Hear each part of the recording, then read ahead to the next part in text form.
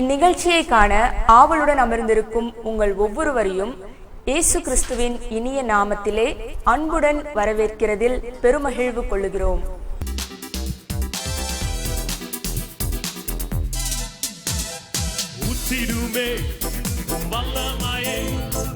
இந்த நாளில் எங்கள் மேலே ஊற்றிடுமே மக்கினியை, இந்த நாளில் எங்கள் மீது வல்லமையோடு ஊற்றிடுமே வல்லமையை, இந்த நாளில் எங்கள் மேலே ஊற்றிடுமே மக்கினியை, இந்த நாளில் எங்கள் மீது வல்லமையோடு வல்லமை வல்லமை தாருமே, தேசத்தை உமக்காக கலக்கிட அபிஷேகம் அபிஷேகம் ஊற்றுமே, ஆனல் கொண்டு உமக்காக வல்லமை வல்லமை வல்லமை வல்லமை தாருமே, தேசத்தை உமக்காக கலக்கிட அபிஷேகம் அபிஷேகம் ஊற்றுமே,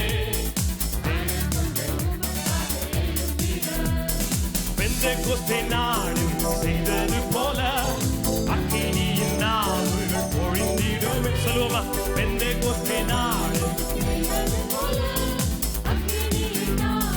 பொழிந்திடுமே, அப்போஸ்தல நாட்களில் செய்தது போல இன்றும் செய்ய வேண்டுமே, அப்போஸ்தல நாட்களில் செய்தது போல இன்றும் செய்ய வேண்டுமே, ஊற்றிடுமே வல்லமையை, இந்த நாளில் எங்கள் மேலே ஊற்றிடுமே மக்கினியை, இந்த நாளில் எங்கள் மீது வல்லமையோடு வல்லமை வல்லமை தாருமே, தேசத்தை உமக்காக கலக்கிட அபிஷேகம் அபிஷேகம் ஊற்றுமே, மாம்சமான அவர் மேலும் ஊற்றுவேன் என்று வாக்குத்தத்த ஆவியை ஊற்ற வேண்டுமே, மாம்சமான அவர் மேலும் ஊற்றவேன் என்று வாக்குத்தத்த ஆவியை ஊற்ற வேண்டுமே, நீச்சல் ஆழம் கொண்டு சென்று நீந்த செய்யுமே, நதியாய் பாய்ந்திடுமே. சொல்லுவோம்.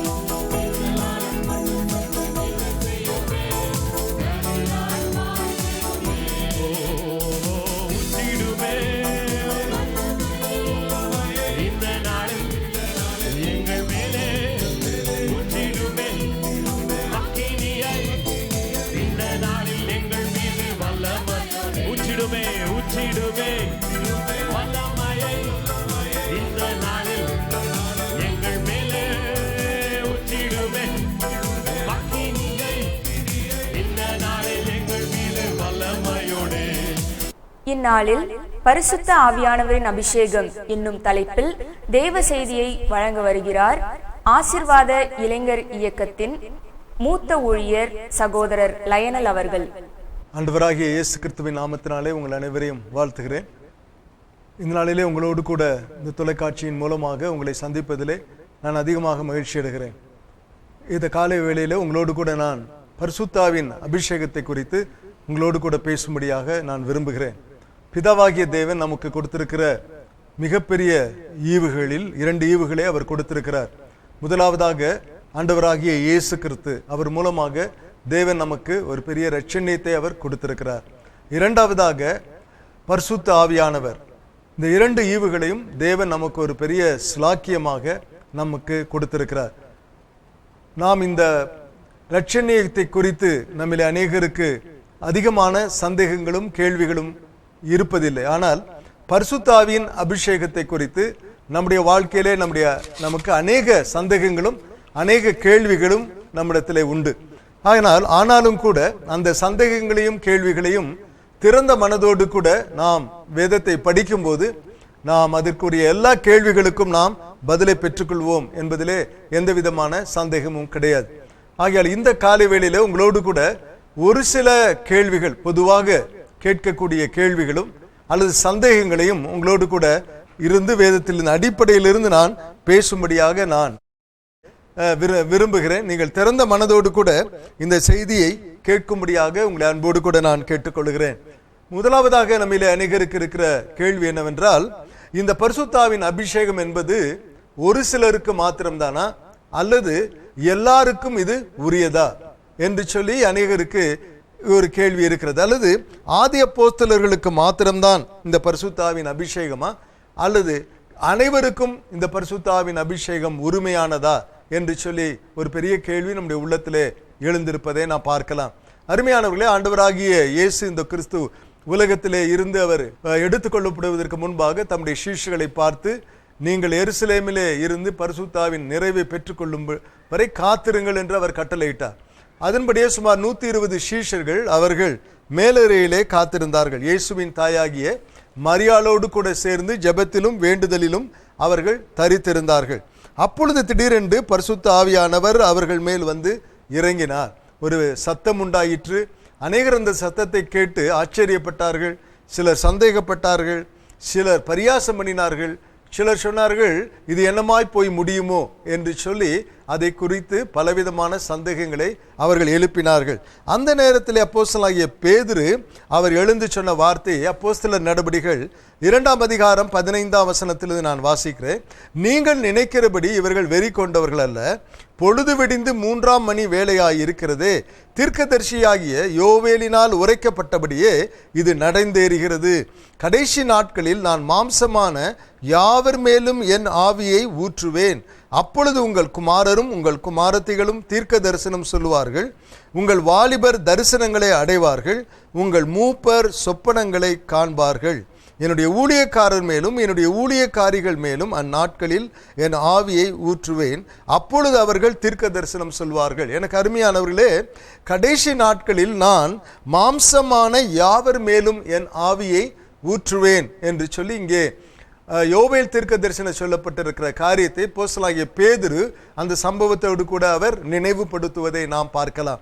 ஆகையால் ஒரு சிலருக்கு மாத்திரமல்ல, அது மாம்சமான யாவருக்கும், ஆண்டவராகிய இயேசு கிறிஸ்துவை ஏற்றுக்கொண்ட அனைத்து மக்களுக்கும் இந்த பரிசுத்தாவின் நிறைவு உண்டு என்று வேதத்திலே நாம் வாசிக்கிறோம்.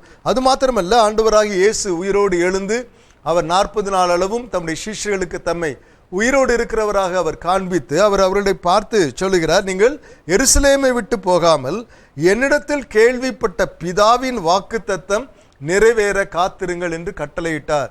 அருமையானவர்களே, இந்த யோவேல் தீர்க்கதரிசியின் சொல்லப்பட்ட காரியத்தை ஆண்டவராகிய இயேசு கிறிஸ்து பிதாவினுடைய வாக்குத்தத்தம், அதுதான் மாம்சமான யாவர் மேலும் என் ஆவியை ஊற்றுவேன். பரிசுத்தாவின் அபிஷேகத்தை பெற்ற அப்போஸ்தலனாகிய பேதுரு அவர் மிகுந்த தைரியத்தோடு கூட அங்கே பேச ஆரம்பிக்கிறார்.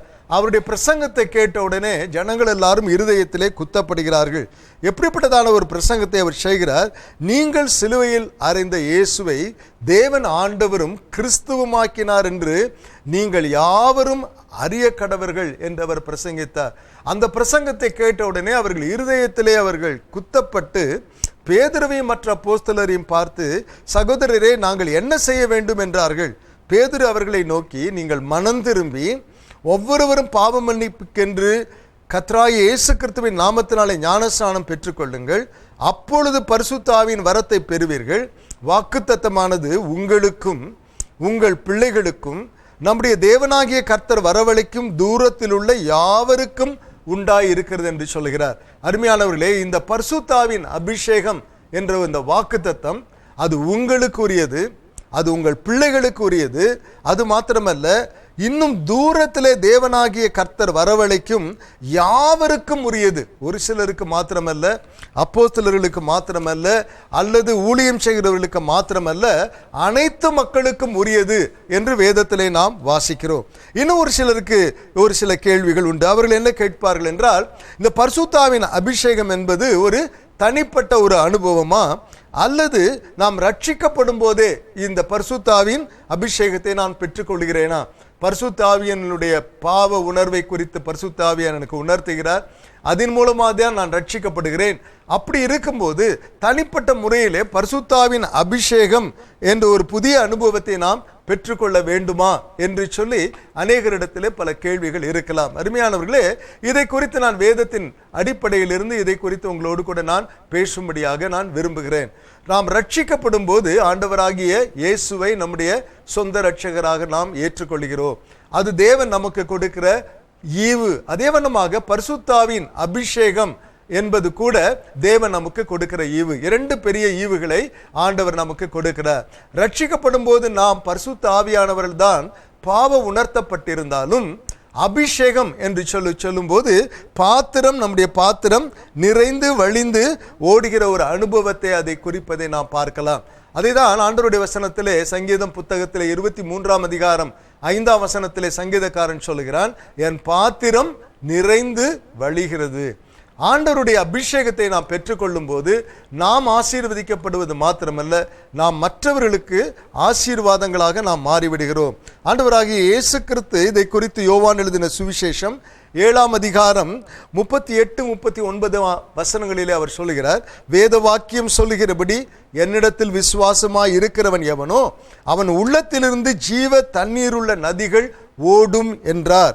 தம்மை விசுவாசிக்கிறவர்கள் அடைய போகிற ஆவியை குறித்து எப்படி சொன்னார்? அருமையானவர்களே, அவரை விசுவாசிக்கிறவர்களுடைய உள்ளத்திலிருந்து வேத வாக்கியம் சொல்லுகிறபடி, அந்த வேத வாக்கியம் சொல்லுகிறபடி அவரை விசுவாசிக்கிறவருடைய உள்ளத்திலிருந்து ஜீவனுள்ள நதிகள் புறப்பட்டு ஓடும் என்று ஆண்டவர் சொல்கிறார். அதாவது ஜீவனுள்ள நதிகள் இருப்பதல்ல, அது புறப்பட்டு ஓடும். இந்த நதிகள் எங்கெங்கெல்லாம் போகிறதோ அங்கெங்கெல்லாம் அவர்கள் ஆசீர்வாதமாக மாறுவார்கள்.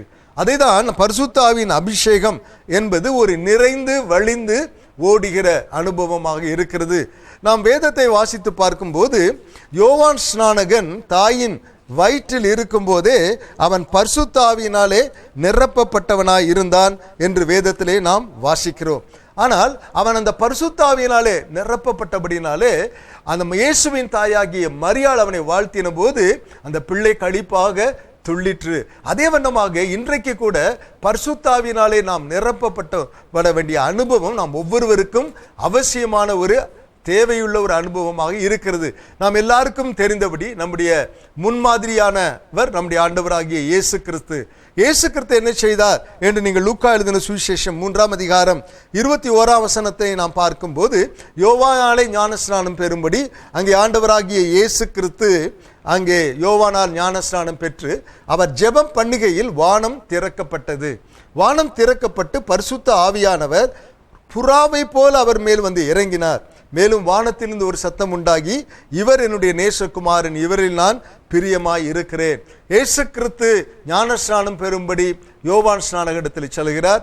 ஞானஸ்நானம் பெற்று கரையேறின உடனே அவர் ஜெபம் பண்ணுகையிலே பரிசுத்த ஆவியினாலே அவர் நிறைந்தார் என்று வேதத்திலே நாம் வாசிக்கிறோம்.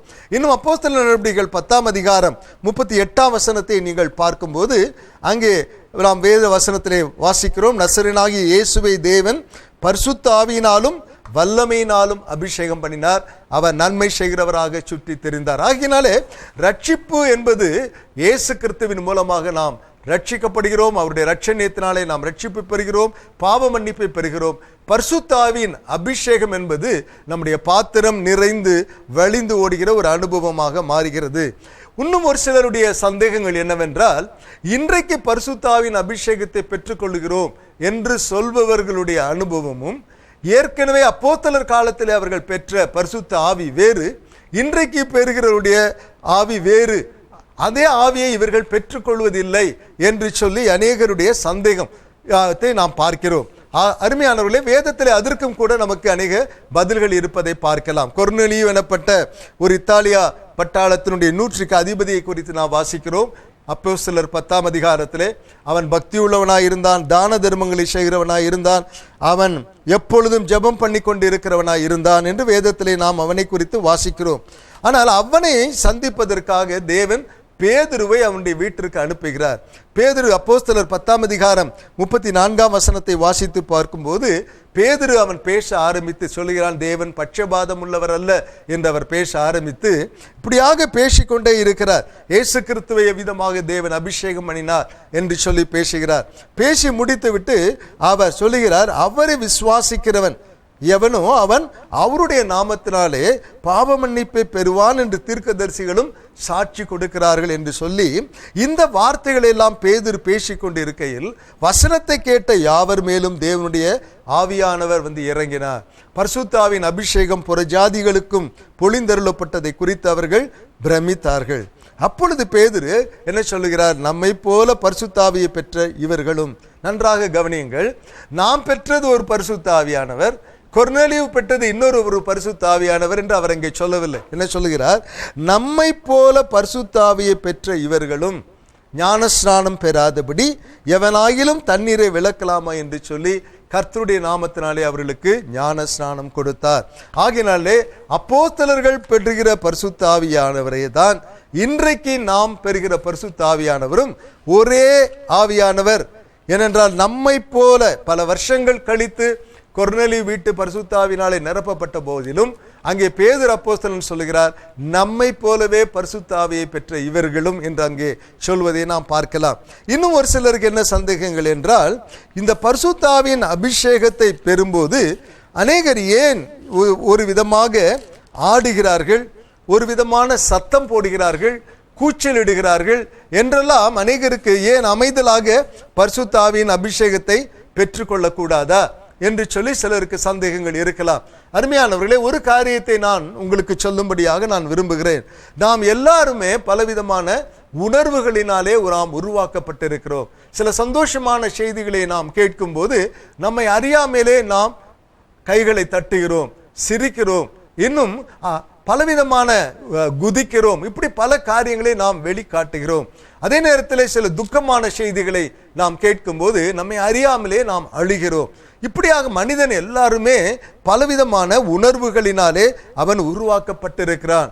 ஆனால் ஒரு பெரிய மகிழ்ச்சி வரும்போது எல்லாருமே நீங்கள் பார்ப்பீர்களானால் தங்களை அறியாமலே அவர்கள் சத்தம் போடுவதை, ஒரு ஃபார் எக்ஸாம்பிள் உதாரணமாக நீங்கள் சொல்ல வேண்டுமானால், ஒரு கிரிக்கெட் மேட்சிலே நீங்கள் விளையாடி கொண்டு இருக்கும் போது அவர்கள் விரும்புகிற ஒரு நபர் சிக்ஸர் அடித்து விட்டார் என்றால் அதை பார்த்து கொண்டிருக்கிறாங்க, கேலரியிலேயோ டெலிவிஷனிலேயோ பார்த்து கொண்டிருக்கிறவர்கள் தங்களை அறியாமலே அவர்கள் கைகளை தட்டி எழுந்து குதிப்பதை நாம் பார்க்கலாம். அதே போலதான் பரிசுத்த ஆவியின் அபிஷேகத்தை பெறும்போது கூட நாம் நம்மிலே ஒரு சிலர் அவ்விதமாக குதிக்கிறார்கள், பாடுகிறார்கள், சத்தம் போடுகிறார்கள். ஏனென்றால் ஆவியின் கனி கலாத்தியர் 5ஆம் அதிகாரம் 22ஆம் வசனத்தில் பார்ப்பீர்களானால் அன்பு, அடுத்தபடியாக சந்தோஷம். ஒரு மனிதனுக்குள்ளே சந்தோஷம் வரும்போது அவன் தன்னை அறியாமலே அவன் மகிழ்ச்சி அடைகிறான். அதனால்தான் யோவான் ஸ்நானகன் தன் தாயின் வயிற்றில் இருக்கும்போது அபிஷேகம் பெற்றவன், மரியாள், இயேசுவின் தாயாகிய மரியாள் எலிசபெத்தை வாழ்த்தின போது அவள் சொல்லுகிறார், என் வயிற்றுக்குள் இருந்த பிள்ளை களிப்பாய் துள்ளிற்று. ஏனென்றால் அவன் தாயின் வயிற்றில் இருக்கும் போதே அபிஷேகம் பெற்றவனாய் இருந்தான். அருமையானவர்களே, தேவனுடைய ராஜ்யம் புசிப்பும் குடிப்பும் அல்ல, அது நீதியும் சமாதானமும் பரிசுத்த ஆவியினால் உண்டாகும் சந்தோஷமுமாயிருக்கிறது. சந்தோஷமாயிருக்கிறவன் சங்கீதம் பாடுவான், சந்தோஷமாயிருப்பவன் கைகளை தட்டுவான், சந்தோஷமாயிருப்பான், குதிப்பான். அருமையானவர்களே, நாம் இயற்கைக்கு மாறாக செயற்கையாக நாம் சத்தம் போடக்கூடாது. ஆனால் இயற்கையாகவே ஆவியானவருடைய ஒத்தாசையோடு கூட வருகிற எந்த ஒரு அடையாளங்களையும் நாம் தடுக்க சந்தேகப்பட வேண்டிய அவசியம் இல்லை. இன்னும் சில பேருடைய கேள்விகள் என்னவென்றால், பரிசுத்த ஆவியின் அபிஷேகத்தை பெற்ற ஒரு சிலருடைய வாழ்க்கை ஒரு முன்மாதிரியான வாழ்க்கையாக இல்லை என்று அவர்கள் சொல்வதை பார்க்கலாம். அருமையானவர்களே, இதை நான் ஒத்துக்கொள்கிறேன். இதற்காக அவர்களுடைய தவறினாலே, அவர்கள் இப்படிப்பட்ட ஒரு சிலருடைய வாழ்க்கையினாலே இந்த உன்னதமான அனுபவத்திற்கு அவர்கள் அவகீர்த்தி கொண்டு வருகிறார்கள் என்று தான் நான் சொல்ல முடியும். ஒருவேளை நீங்கள் நம்ம எல்லாருமே மின்சாரத்தை நாம் பயன்படுத்தி கொண்டு இருக்கிறோம். மின்சாரத்தினாலே அநேக விபத்துகள் நடைபெறுவதை நாம் பார்க்கலாம். மின்சாரத்தினாலே சிலர் மரித்து போகிறார்கள், மின்சாரத்தினாலே தாக்கப்படுகிறார்கள். ஆகையினாலே நீங்கள் வீடு கட்டின உடனே மின்சாரத்தை ஒரு சிலர் பயன்படுத்த தெரியாமல் பயன்படுத்துகிறபடியால் விபத்துகள் வருகிறபடியால் எனக்கு மின்சாரமே வேண்டாம் என்று சொல்லி ஆதி காலத்தில் நான் இருந்தது போலவே ஹரிக்கன் லேம்பிலே இருந்து கொள்வேன் என்று சொல்வீர்களே. ஆனால் நம்மை போல ஒரு பைத்தியக்காரர்கள் ஒருவரும் இல்லை. ஆனால் நாம் என்ன செய்கிறோம்? வீடு கட்டின உடனே அந்த வீட்டிற்கு மின்சாரம் வேண்டும் என்று நாம் அப்ளை பண்ணி உடனடியாக அதை நாம் பெற்றுக்கொள்கிறோம்.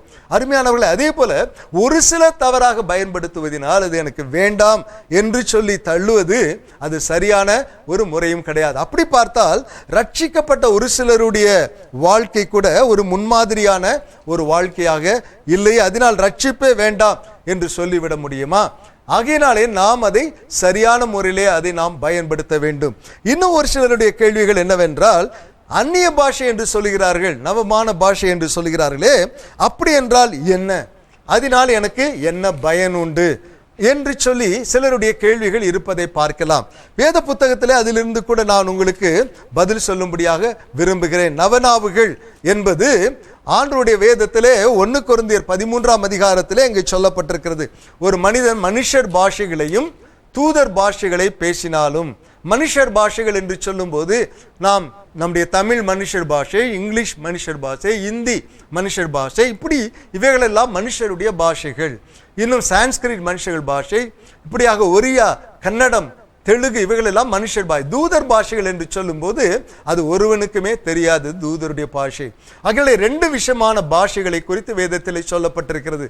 ஒன்று மனிதர் பாஷை, இரண்டாவது தூதர் பாஷை. எனக்கு தமிழ் தெரியும், ஆங்கிலம் தெரியும், ஆனால் எனக்கு இந்தி தெரியாது.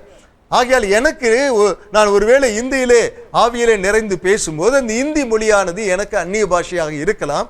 ஆனால் இந்தி தெரிந்தவர்களுக்கு அது தெரிந்த ஒரு மொழியாக இருக்கலாம். ஆகையினாலே தெரியாத ஒரு மொழிகளை பேசுவதுதான் அந்நிய பாஷை. சரி, அவர்கள் என்னத்தை பேசுகிறார்கள் அந்நிய பாஷைகளிலே?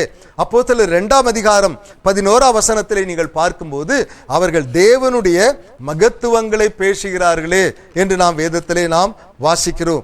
இன்னும் கூட நீங்கள் பார்க்கும்போது அப்போஸ்தலர் 10ஆம் அதிகாரம் 45ஆம் வசனத்திலே கொர்நேலி வீட்டார் அபிஷேகம் பெற்ற போது அவர்களை குறித்து என்ன சொல்கிறார்கள்? இவர்கள் தேவனை புகழ்கிறதையும், 45ஆம் வசனத்தை அவர்கள் பல பாஷைகளை பேசுகிறதையும் தேவனை புகழ்கிறதையும் பேதுருவோடு கூட வந்திருந்த விருத்த சேதனம் உள்ள விசுவாசிகள் கேட்டபோது என்று வாசிக்கிறோம். ஆகையால் தேவனை அவர்கள் புகழ்கிறார்கள். எனக்கு அருமையானவர்களே, இந்த பரிசுத்தாவின் அபிஷேகம் என்பது அந்நிய பாஷைகள் என்பது ஏதோ இன்றைக்கு நவீனமாக தோன்றுகிற ஒரு அனுபவம் அல்ல. ஏசாயா தீர்க்கதரிசி 28ஆம் அதிகாரத்திலே 11ஆம் வசனம் 12ஆம் வசனத்தை நீங்கள் பார்க்கும்போது அங்கே ஏசாயா தீர்க்கதரிசி என்ற பழம்பெரு தீர்க்கதரிசி சொல்கிறார், பரியாச உதடுகளினாலும் அந்நிய பாஷைகளினாலும் இந்த ஜனத்தோடு கூட பேசுவேன். இதுவே இளைப்பாற பண்ணத்தக்க இளைப்பாறுதல், இதுவே ஆறுதல். ஆகையினாலே அந்நிய பாஷைகளை பேசும்போது நம்முடைய உள்ளம் ஆறுதல் அடைகிறது, இளைப்பாறுதல் அடைகிறது. அது மாத்திரமல்ல, அந்நிய பாஷைகளை குறித்து வேதம் என்ன சொல்லுகிறது?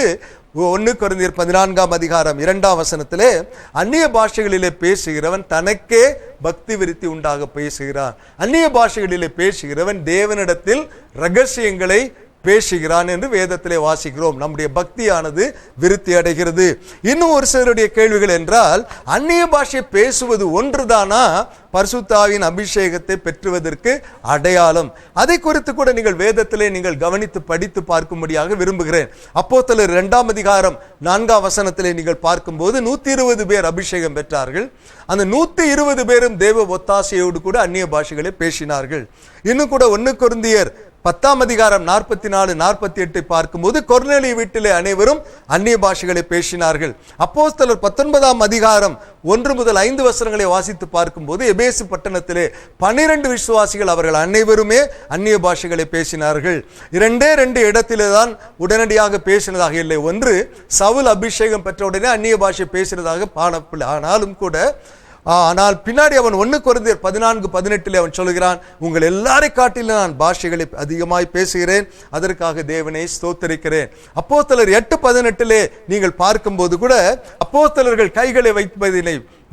பரிசுத்தாவின் அபிஷேகம் அங்கே சமாரியர்களுக்கு வருவதை அங்கே பிலிப் அந்த சீமோன் கண்ட உடனே அந்த வரம் தனக்கும் வேண்டும் என்று அவன் பணத்தை கொண்டு வந்து கொடுப்பதை பார்க்கலாம். அப்படியானால் வெளிப்படையாக ஒரு அடையாளம் அங்கே கூட நாம் வருவதை நாம் பார்க்கலாம். ஆகையால் எனக்கு அருமையானவர்களே, உங்களுக்கு எழுந்துள்ள அநேக சந்தேகங்களை, பரிசுத்தாவின் அபிஷேகத்தை குறித்துள்ள சந்தேகங்களையும் கேள்விகளையும் நான் நிவர்த்தி செய்திருப்பேன் என்று நான் நம்புகிறோம்.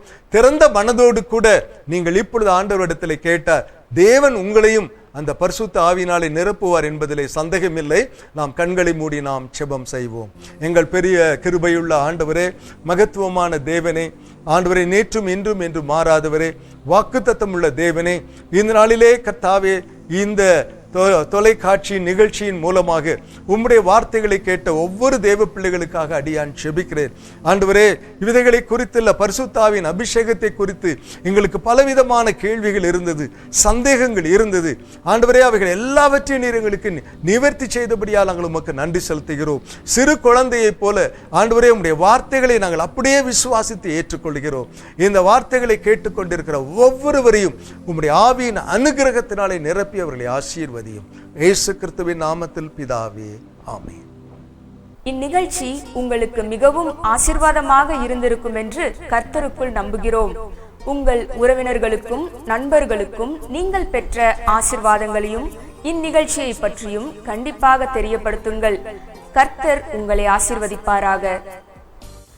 எங்கள் முகவரி: ஆசீர்வாத இளைஞர் இயக்கம், 8 சர்ச் காலனி, வேலூர் 632006, இந்தியா. எங்களது தொலைபேசி எண்கள் 0416 22 42 943, 0416 22 48 943. எங்களது இமெயில் hq@bymonline.org.